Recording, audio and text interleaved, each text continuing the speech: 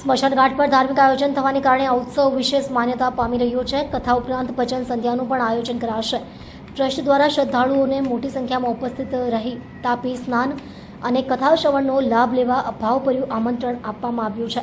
આ અનોખો ઉત્સવ અધિક માસના મહત્વને દર્શાવે છે અને ભક્તો માટે આધ્યાત્મિક સિદ્ધિનો અવસર બન્યો છે।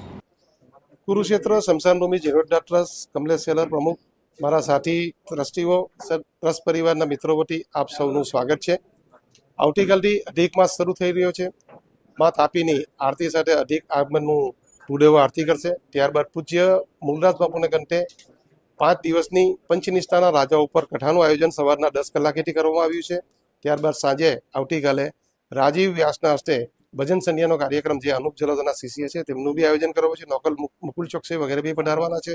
આપ મોટી સંખ્યામાં એમાં પધારજો તેવી નમ્ર પ્રાર્થના છે।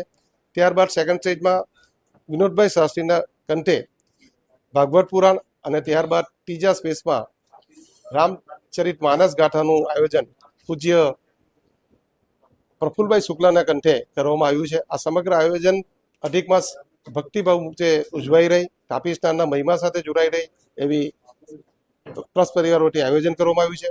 આ ભક્તજનોને, શ્રદ્ધાળુઓને અમારી નમ્ર પ્રાર્થના છે આપ મોટી સંખ્યામાં આ કથા સહિતનો, સ્નાન સહિતનો પર્વનો આનંદ અને અવસરનો આનંદ લો।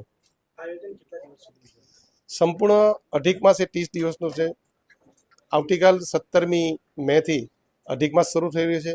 એ આવતા 15 તારીખે જૂનની અધિક માસ સમાપ્ત થાય છે। 17 તારીખથી મૂલદાસ બાપુની કથા ચાલુ થાય છે। ત્યારબાદ એનું સમાપન 15 તારીખના જૂનના રોજ આપણા પ્રફુલભાઈ શુક્લાના રામચરિત માનસના કથા વિરામ સાથે થશે।